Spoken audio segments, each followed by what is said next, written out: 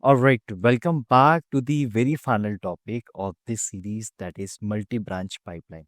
All right, we have gone through a lot of topic in the previous video. We even saw the practical demonstration of shared libraries, and here it is time to cover up a very simple yet important topic, that is multi-branch pipeline. Now, what actually is multi-branch pipeline? So basically, it is a Jenkins job that scans your repo. Okay. Now, let us first understand what actually is multi-branch pipeline, right? Now, let's consider there are multiple branches in your GitHub repository, and you want to build pipeline for each and everything. Will it be feasible for you to go and create a pipeline for each and everyone? No, right? So for that, we have this option. Now, what it does, it will scan your entire GitHub repository, and you don't even have to create everything manually. You just have to create one multi-branch pipeline. It will scan the entire repository, and based on the number of branches, it will create pipelines automatically. And the best part is, for each branch there will be a dedicated Jenkins file. So you don't have to worry about Jenkins file from dev and Jenkins file from pre-release, right? So a single pipeline will do all the job. Okay, now let us go with the theory. What actually is multi-branch pipeline? So it is a pipeline, and what it does basically, it will scan your entire GitHub repository, and it will create job for each branch. Okay, and it will run the job based on the Jenkins file which is present on each branch.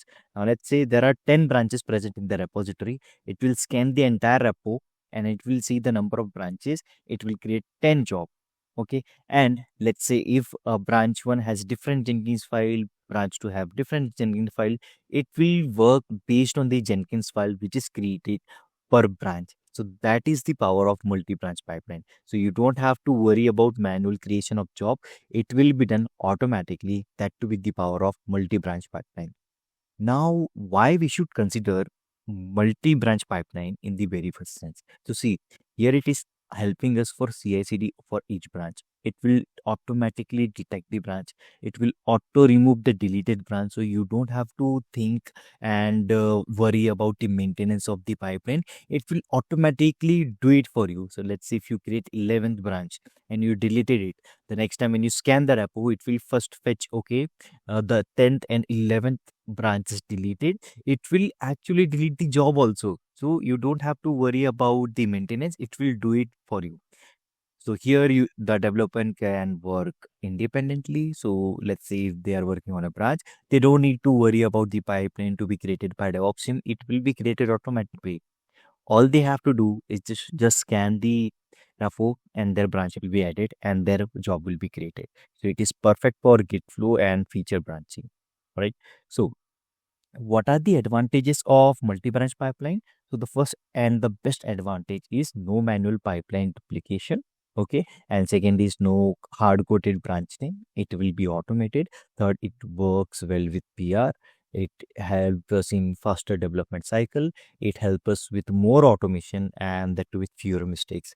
So that are the key advantages of multi-branch pipeline.